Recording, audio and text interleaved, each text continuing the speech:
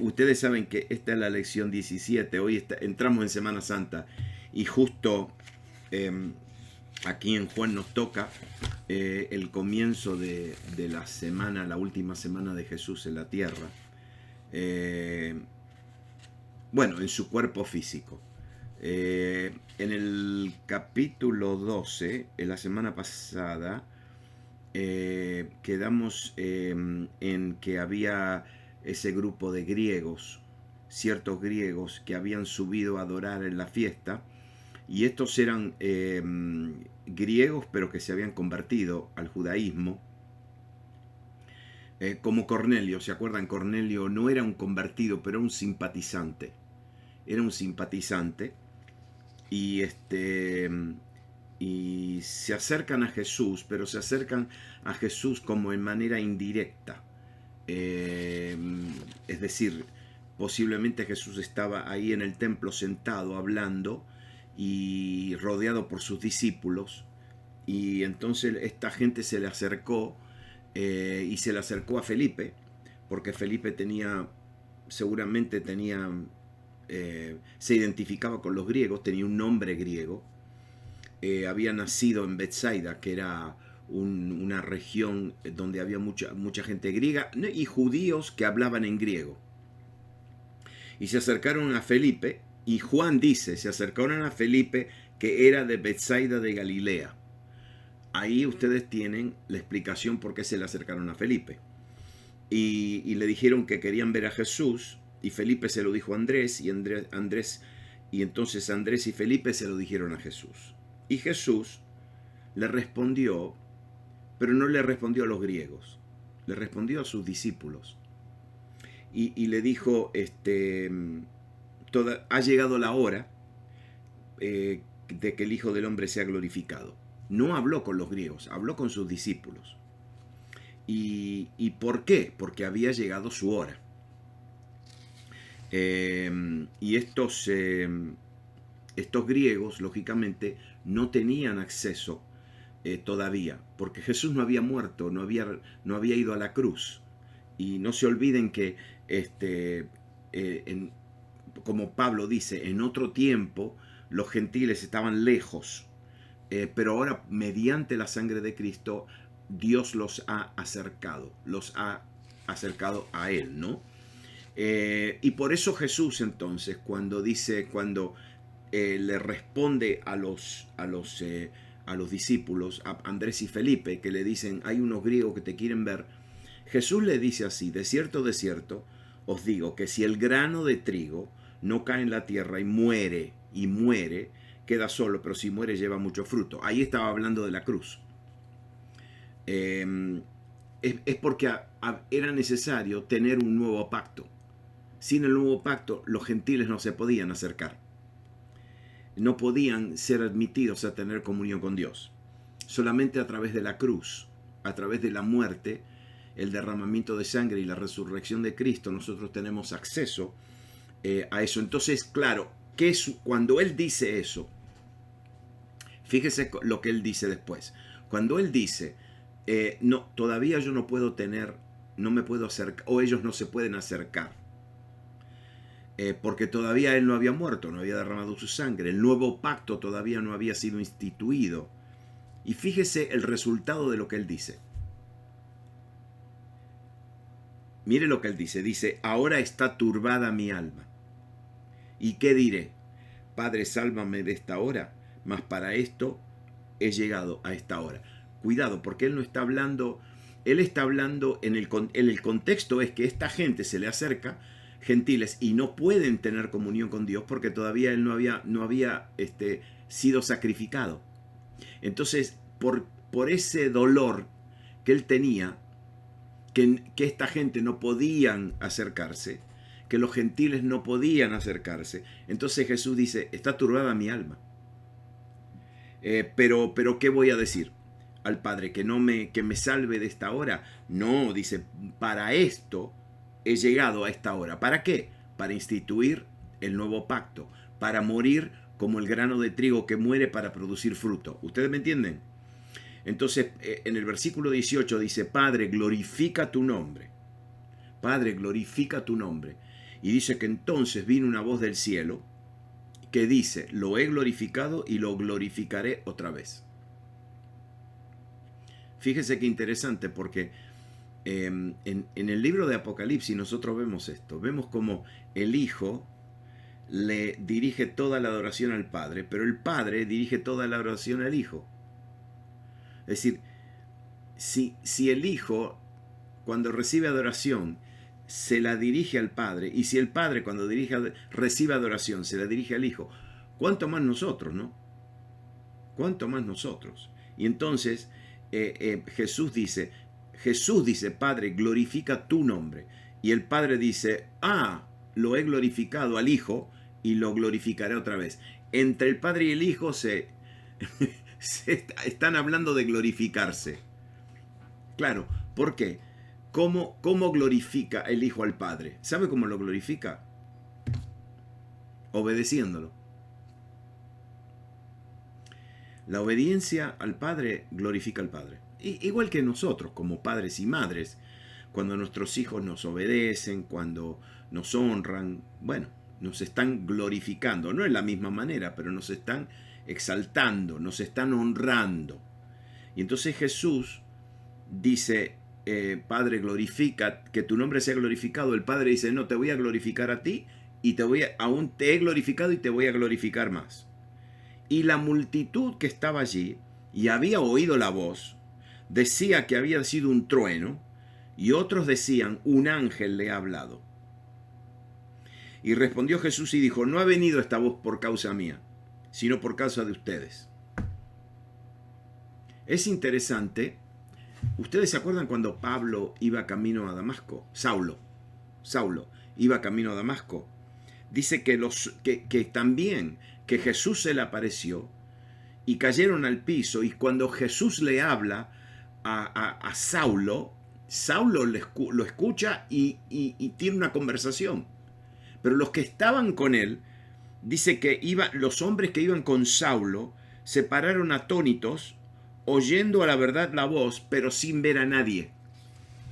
Y después cuando Pablo cuenta su testimonio, un poquito más tarde, en Hechos capítulo 22, dice, y los que estaban conmigo vieron a la verdad la luz, y se espantaron, pero no entendieron la voz que hablaba conmigo. Es interesante que cuando Dios habla, lógicamente, y nos habla a cada uno de nosotros, es una voz muy personal. Es una voz muy personal. Me habla a mí y es para mí. Es en una manera que yo lo voy a entender. Pero acá, claro, es obvio que estos judíos habían escuchado la voz del cielo y no la entendieron. Dijeron, es un trueno, es un ángel. No entendieron para nada. Y entonces Jesús dice, ahora es el juicio de este mundo. ¿Sabe por qué dice esto? Ahora es el juicio de este mundo. Miren, Dios les ha hablado y ustedes no han entendido. Entonces esta voz es para ustedes, no para mí, es para ustedes. Pero esta voz, si se rechaza, es para el juicio de ustedes. Ahora es el juicio de este mundo, ahora el príncipe de este mundo será echado afuera. Y yo, escúcheme, ahora mire lo que Jesús le dice a este grupo de judíos en el templo. Si yo fuese levantado de la tierra, a todos atraeré a mí mismo. Y decía esto dando a entender de qué muerte iba a morir. Es decir, cuando él estaba diciendo levantado, estaba hablando de ser levantado en una cruz. Si ustedes se fijan bien detalladamente, ustedes se van a fijar que ningún judío, aún los discípulos de Jesús, aún los discípulos, y hasta el día de hoy, miren, los discípulos que caminaron con Jesús 3 años y medio, los judíos que estaban con él, no entendían que el Mesías tenía que sufrir y tenía que morir. No entendían. Otra vez, cuando Jesús está caminando con los discípulos camino a Emaús, ellos le dicen, pero tú no te has enterado de lo que ha pasado con Jesús de Nazaret. Lo mataron. Y Jesús como que se hace el desentendido, ¿no? Y entonces Jesús le dice, pero ustedes insensatos, le dice, corazón insensato, ustedes no entienden que el Mesías tenía que sufrir y tenía que morir, como dicen las Escrituras. Entonces, claro, ahí él le abre la mente y las Escrituras desde Moisés, desde la Torá, los profetas y las Escrituras. ¿De qué? De que el Mesías tenía que sufrir y tenía que morir, y después que tenía que resucitar. Y entonces cuando ellos están escuchando esto, que el Hijo del Hombre, porque Jesús hablaba del Hijo del Hombre, si yo fuese levantado de la tierra, todos traeré a mí mismo, y hablaba de su muerte, los judíos no entendían que el Mesías tenía que sufrir y tenía que morir, como decían los profetas. Ellos estaban esperando un campeón, un caudillo, un líder militar, político, ¿no? Y entonces le responde la gente y le dice, nosotros hemos oído de la ley que el Cristo, el Mesías, permanece para siempre. ¿Cómo pues dices que te es necesario que el Hijo del Hombre sea levantado? Que sea levantado en una cruz y crucificado. ¿Cómo puede ser? La ley dice que no, que el Mesías tiene que permanecer para siempre, que no se muere. Y entonces ellos le preguntan, ¿quién es este Hijo del Hombre? ¿Quién es? ¿No? Claro, ellos entendían esto del Hijo del Hombre como judíos. Y el judío, le voy a leer un pasaje solamente del Hijo del Hombre. Daniel capítulo 7 dice, miraba yo en la visión de la noche, y he aquí con las nubes del cielo venía uno como un hijo de hombre, que vino hasta el anciano de días, y le hicieron acercarse delante de él, y le fue dado dominio, gloria y reino, para que todos los pueblos, naciones y lenguas le sirvieran. Su dominio es dominio eterno, que nunca pasará, y su reino uno que no será destruido. Claro, ahí está, el Hijo del Hombre, que se acerca al Padre, al anciano de días, y el anciano de días, ¿qué le da? Le dio, le fue dado, le dio, ¿qué? Todo dominio de todas las naciones. Y es un dominio eterno, eterno. Para tener un dominio eterno, el Hijo del Hombre tiene que ser eterno, que nunca pasará, y su reino nunca será destruido. El judío entendía que este Hijo de Hombre, este es el Hijo del Hombre. El eterno, el rey, el que tiene dominio, el que no tiene límites. Y ahora Jesús viene y dice, no, el Hijo del Hombre tiene que sufrir y tiene que ser entregado y tiene que morir. Entonces, claro, los judíos le dicen, ¿quién es este Hijo de Hombre? Crucificado, levantado. Y él no respondió. ¿Por qué? Y porque ya estaba todo desenlazado. Esta es la última semana. Ayer otra vez me impacta la declaración que la gente le hizo a Jesús cuando estaba entrando, en la entrada.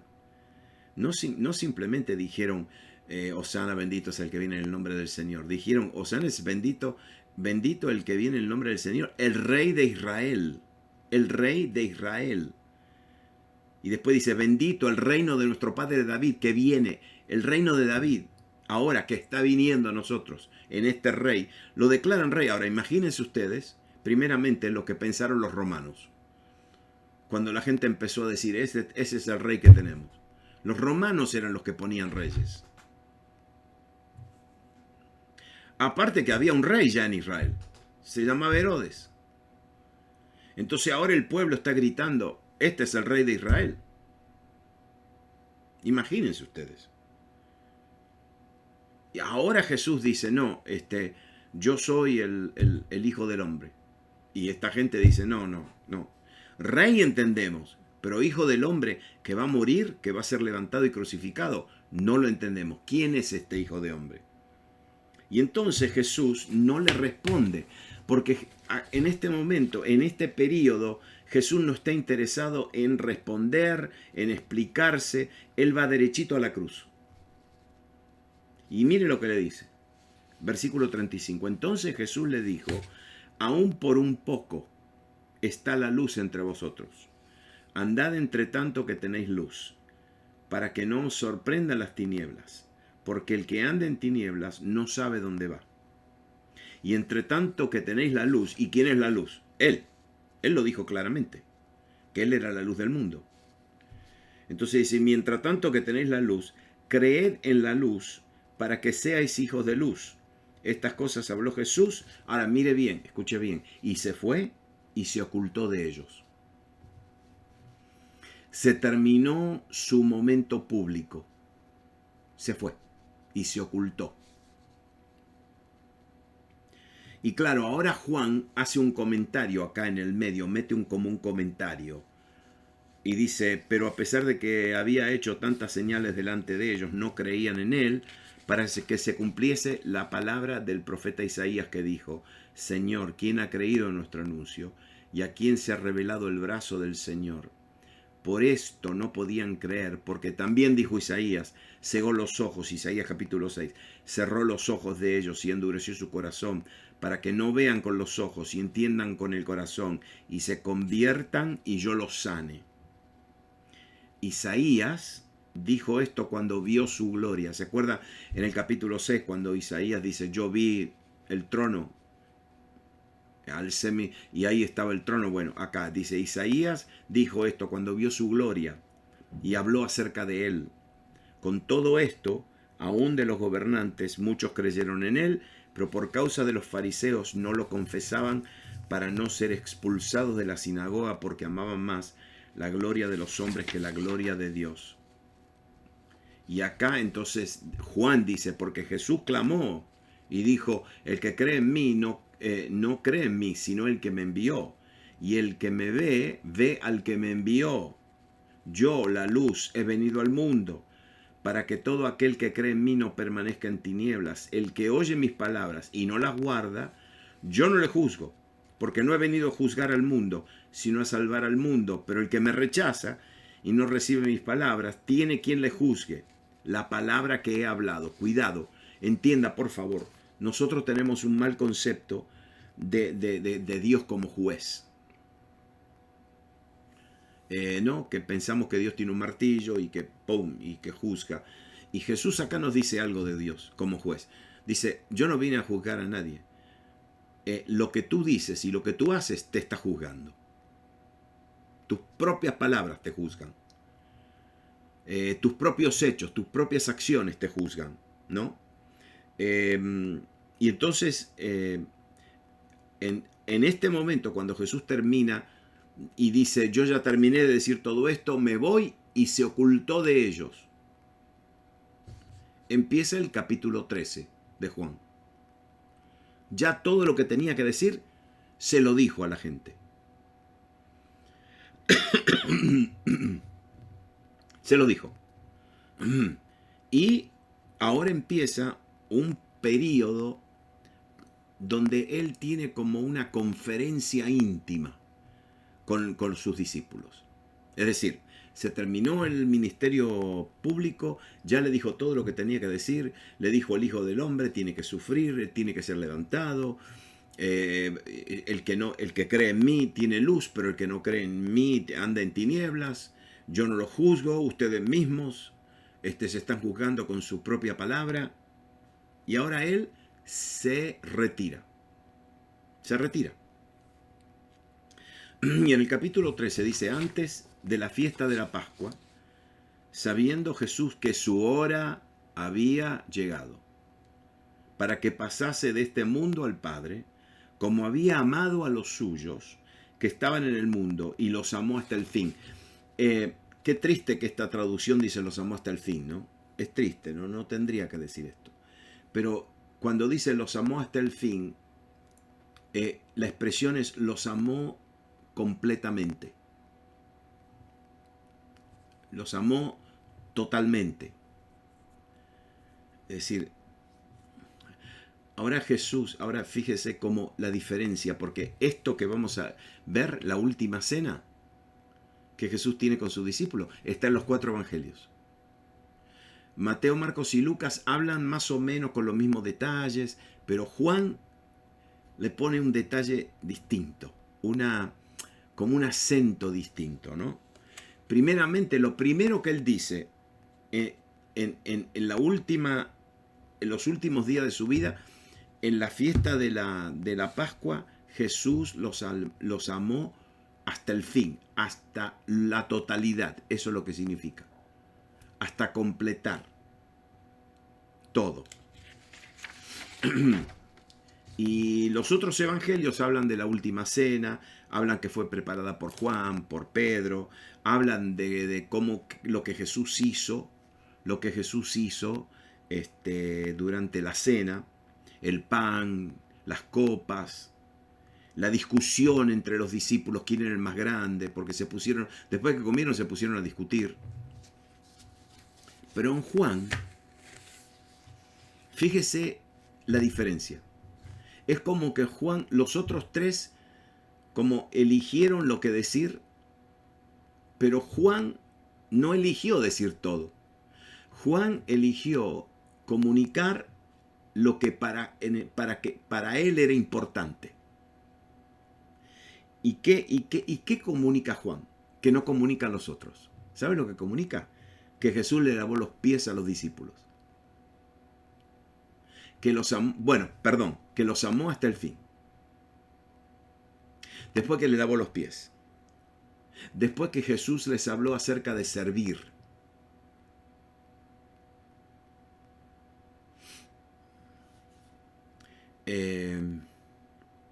Cuidado, porque ahí entre los que estaban ahí estaba Judas. Y Jesús definitivamente le lavó los pies a Judas. ¿Qué tal? En los otros evangelios se resalta el nuevo pacto. Este es el pacto de mi sangre. Este es el nuevo pacto. Juan no resalta el nuevo pacto. Juan lo que resalta es el amor de Jesús a sus discípulos. Eso es lo que resalta. Claro, Juan es el apóstol del amor, ¿no? Y lo que él quiere comunicarnos a nosotros es cuánto Jesús nos amó y cuánto Jesús ama a sus discípulos. Un amor que no puede ser vencido por el mal. Mire que ahí comiendo estaba Judas, que lo iba a traicionar. Pero no nos quedemos con Judas. Cuidado, porque ahí estaba Pedrito. Estaba Pedrito, que lo iba a negar 3 veces. ¿Sí? Y Jesús le lava los pies a Pedro, que lo iba a negar. Es decir, el amor de Cristo va mucho más allá de nuestros errores. Jesús sabiendo lo que iba a pasar. Jesús sabiendo. Y dice que cuando cenaban, es decir, mientras cenaban, como el diablo ya había puesto en el corazón de Judas Iscariote, hijo de Simón, que le entregase, sabiendo Jesús sabe primeramente que el diablo se le metió a Judas. Jesús ya sabe y está comiendo con ellos.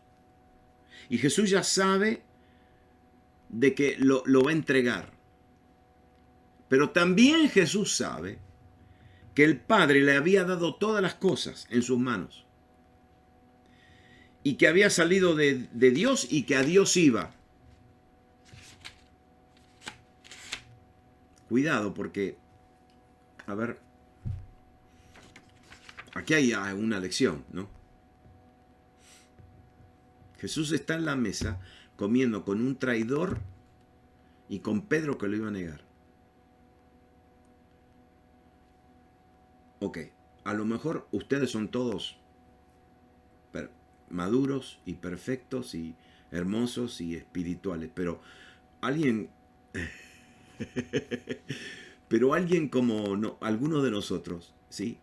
si estamos en un lugar comiendo y sabemos que uno nos va a entregar y el otro nos va a negar, perdónenme, pero yo no me voy a sentir bien. Primeramente me voy a empezar a cuestionar. ¿He hecho yo algo? Yo lo hago. ¿Y he hecho yo algo para que este me traicione? ¿Qué le hice yo? ¿Qué le hice? Y al otro que me va a negar, ¿qué le hice? ¿Le mostré algún mal ejemplo? ¿Lo traicioné? ¿Qué le hice?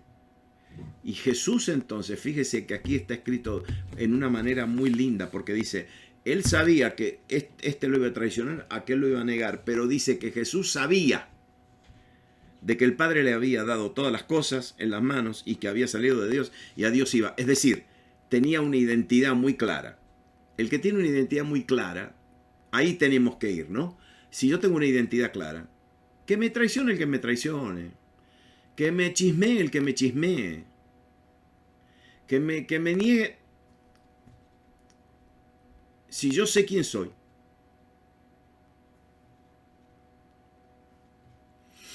¿me entienden? Es decir, por eso está escrito así el versículo 2 y el versículo 3 del capítulo 13. Él sabía y después él sabía. Él sabía que lo iban a traicionar, él sabía quién lo iba a negar, pero también él sabía que el Padre le había dado todas las cosas, ¿no? Y dice que se levanta de la cena. No esperó que la cena se terminara. Se levanta en medio de la cena, se quitó su manto y tomando una toalla se la ciñó.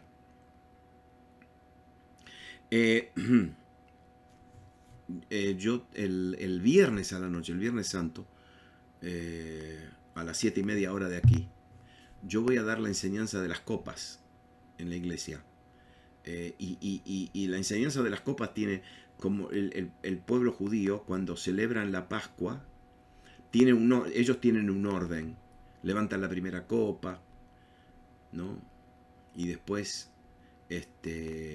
antes de levantar la copa y antes de partir el pan, se lavan las manos.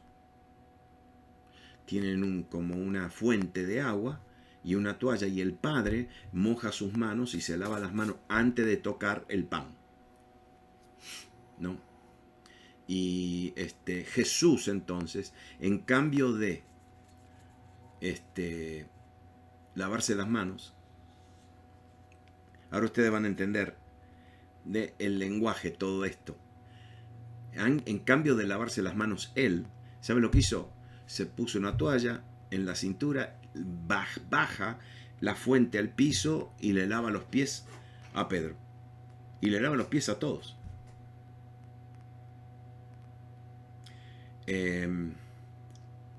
Claro, él no tenía que lavarse las manos porque él era limpio. Pero fíjese que el padre judío hoy se lava las manos antes de tocar el pan.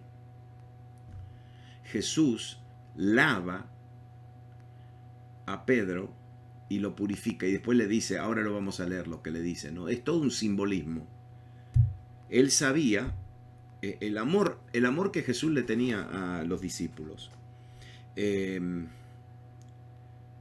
era Jesús, el Hijo de Dios, el Verbo hecho carne, alguien que no tenía ni principio ni fin, el Dios Todopoderoso. Y él sabía que el Padre le había dado todas las cosas en la mano. Pero el amor del Señor Jesús Todopoderoso, el Señor pone su autoridad y su posición divina en segundo lugar y pone las necesidades de sus discípulos en primer lugar y les lava los pies. ¿Por qué? Porque él sabía, él tenía una identidad muy clara, es decir, él sabía, acá dice, él sabía de dónde venía y a dónde iba. Alguien definió tener una identidad como, yo sé de dónde vengo, sé dónde estoy y sé hacia dónde voy. Esa es identidad. Saber de dónde uno viene, dónde está y dónde va. Y Jesús entonces, por su identidad, porque él sabía que venía del Padre, él sabía que iba a Dios, dice que le lava los pies. Y yo quiero que ustedes entiendan, por favor, en la cultura oriental, los esclavos lavaban los pies a la gente que comía. La gente tenía sirvientes, y los sirvientes eran los que lavaban los pies de sus amos, de la gente que comía. Porque no era una acción muy linda. Le voy a decir por qué. ¿Está bien? Porque le voy a decir un par de cosas. Primeramente, las calles de Jerusalén no estaban pavimentadas.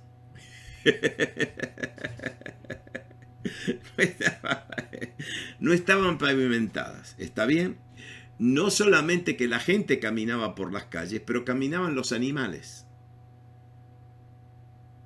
Y los animales dejaban sus encomiendas, dejaban sus asuntos en la calle. No, es así. Entonces, y la gente tampoco tenían zapatos, eran sandalias. Entonces, cuando una persona llegaba a una casa y tenía que sentarse a comer, normalmente era normal que le lave los pies, porque los pies los tenían súper sucios. Y no solamente de tierra, pero de todo lo que había. Entonces no era un trabajo lindo, limpio.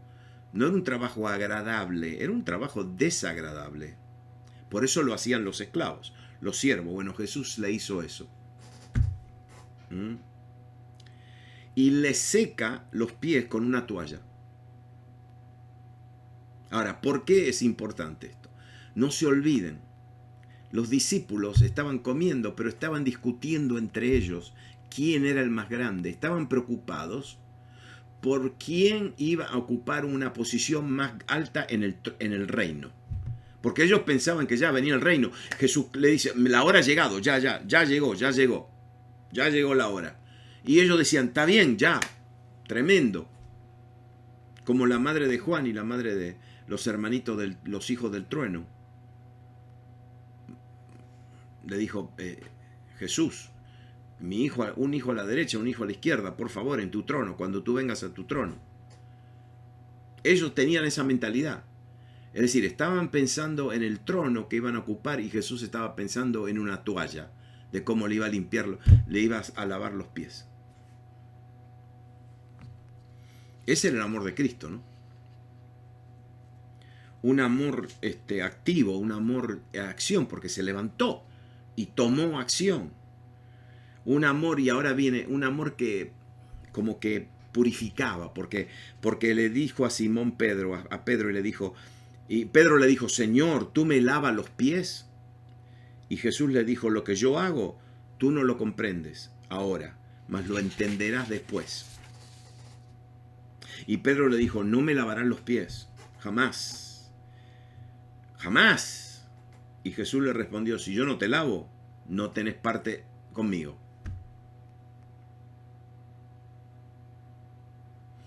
Y aquí,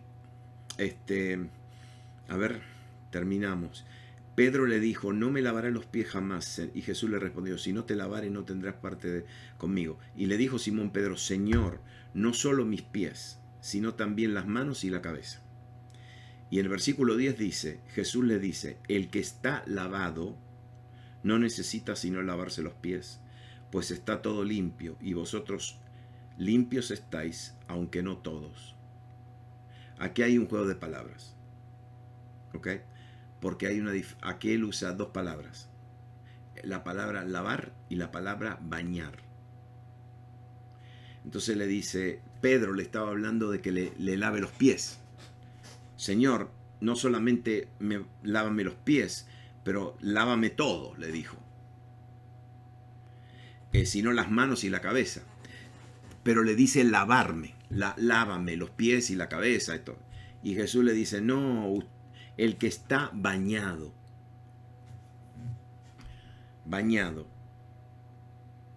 no necesita sino lavarse los pies, pues está todo limpio. ¿Sabe lo que le estaba diciendo Jesús? Le estaba diciendo, miren, yo solamente le estoy mostrando esto, que le estoy lavando los pies porque yo me estoy humillando, le estoy dando un ejemplo. Y Pedro pensó en la purificación como judío, y Jesús le dice, óiganme, ustedes no están lavados, ustedes están bañados. Claro, después de todo lo que ellos habían recibido, claro, ellos estaban bañados, pero no entendían todavía, pero estaban bañados, estaban cubiertos. Dice, ustedes están limpios, aunque no todos, obviamente, ahí estaba Judas. El apóstol Pablo, en la carta a Tito 3, dice esto. Pero cuando se manifestó la bondad de Dios nuestro Salvador y su amor para con los hombres, su amor. Él dice, nos salvó, no por obras de justicia que nosotros hubiéramos hecho, sino por su misericordia. Y mire lo que dice acá, que Él también nos salvó por el lavamiento de la regeneración y por la renovación del Espíritu Santo, el cual derramó en nosotros abundantemente por Jesucristo nuestro Salvador, para que justificados por su gracia viniésemos a ser herederos conforme a la esperanza de la vida eterna. Mire lo que dice, que nosotros fuimos salvos, pero fuimos salvos por su misericordia. Y fuimos salvos por el lavamiento de la regeneración y por la renovación del Espíritu Santo. Fíjese qué interesante, porque él dice, nosotros fuimos lavados por el lavamiento de la regeneración. Esa palabra es hermosa, regeneración, porque ahí viene la palabra, ahí está la palabra género. Bueno, ahí está la palabra gen, de los genes. Los genes. Es una palabra muy, muy profunda, porque de ahí sacamos la palabra gene, sacamos la palabra generación, sacamos la palabra género. Entonces, regeneración es que nos hace de un género distinto. Regeneración es que nos da un genes distintos. Una genética, qué lindo, una genética distinta. La genética de una persona nacida de nuevo no es la misma genética de los que no son nacidos de nuevo. Tenemos otra genética. Tenemos la genética de Jesús. Entonces, el lavamiento de la salvación, el lavamiento, de la purificación nuestra, no ha sido por agua. Es interesante cómo algunas veces, cuando tenemos bautismos, ¿no?, en aguas, vienen personas, hermanos, ¿no?, y me dicen, me quiero bautizar. Le digo, pero ya te bautizaste. Sí, muchos años atrás, pero me quiero bautizar otra vez. ¿Y por qué te quieres bautizar? No, porque me quiero sentir limpio. No, el agua no te limpia de nada. Nada. El agua... ¿Pero saben cuántos cristianos creen eso? Los judíos cuando recibían a los prosélitos, a los que se convertían al judaísmo, los bautizaban.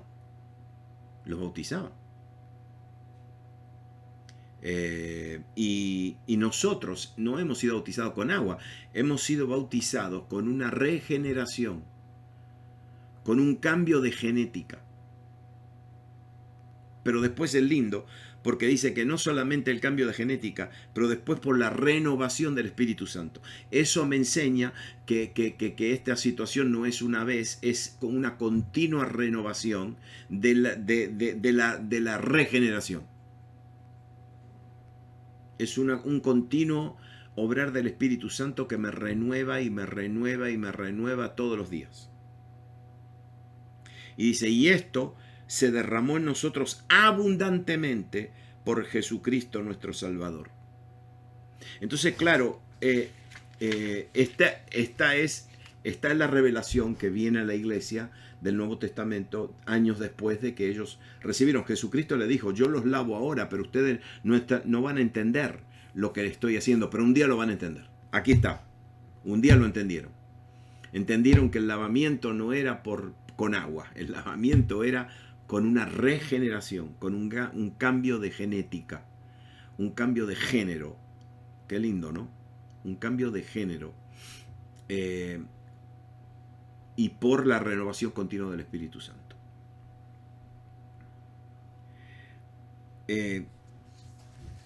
Yo no sé, pero imagínense ustedes cómo se sintieron estos muchachos. ¿Cómo se sintieron después del día de Pentecostés? ¿Cómo se sintieron después de que el Espíritu Santo empezó a renovarlos todos los días? ¿Cómo se sintieron, especialmente los que estuvieron con Jesús? Pedro, Juan, Santiago, los discípulos de Jesús. Pablo nunca estuvo con Jesús. Pablo recibió una revelación de Cristo, pero los que caminaron con Jesús. Imagínense estos muchachos que caminaron con Jesús, cómo diariamente el Espíritu Santo les explotaba la cabeza. Porque le decía, ¿se acuerdan cuando Jesús dijo esto? ¿Se acuerdan cuando Jesús hacía esto? ¿Se acuerdan cuando Jesús hizo esto? ¿Se acuerdan cuando Jesús... Porque el Espíritu Santo fue enviado, ¿para qué? Para traer a memoria todo lo que él había dicho y había hecho. Imagínense a estos muchachos, a los discípulos, que después de la venida del Espíritu Santo, entendían paulatinamente, gradualmente, entendían todo lo que Jesús le había enseñado. Imagínense usted. Sí, todos los días. El libro de los Hechos comienza así. Comienza así. Que Jesús, entonces, el libro de los Hechos, las primeras palabras del libro de los Hechos son poderosísimas, aunque las pasamos rápido, ¿no? Pasamos esas palabras rápido, pero dice que en el primer... hablé acerca de las cosas que Jesús comenzó a hacer y enseñar, es decir, el escritor de Hechos era Lucas, el doctor Lucas, escribió el volumen 1, ahora escribe el volumen 2, el libro de los Hechos. Pero entonces dice, hasta el día en que fue recibido arriba, después de haber dado mandamientos por el Espíritu Santo a los apóstoles que había escogido. Un momentito. Jesús le dio mandamientos, por 3 años y medio le enseñó. Pero ahora esta vez les estaba dando mandamientos como por el Espíritu Santo. ¿Qué significa? Esto es lo que significa. Que cuando él le hablaba, a ellos se les explotaba la cabeza, porque el Espíritu Santo decía, esto es lo que significa, este es el significado de esto, esto. Era por el Espíritu Santo que estaban recibiendo. Así recibimos nosotros. Por el Espíritu.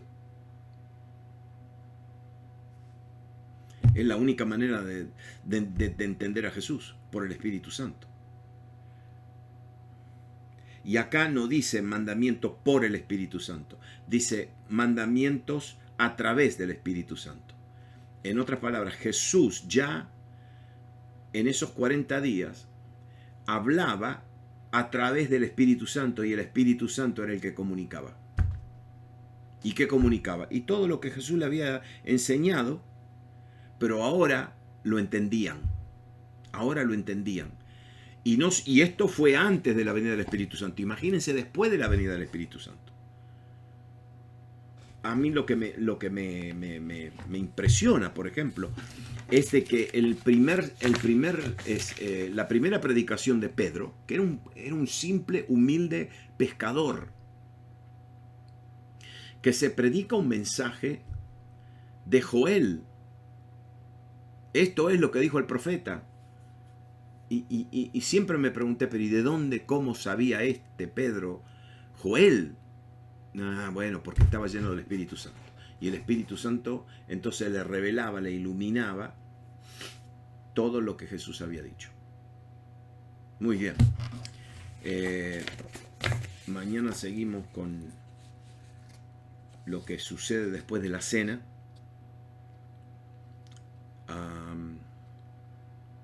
y a ver hasta dónde llegamos. Hasta dónde llegamos. Padre, gracias te damos por la palabra de Jesús. Estas son las palabras de Jesús, que las recibimos a través del Espíritu Santo. De alguna manera, durante esta lección, cada uno ha recibido la porción que necesitaba, un pedacito de la verdad que necesitaba. Espíritu Santo, revela tu verdad a cada uno de nuestros corazones en el nombre de Jesús. Amén.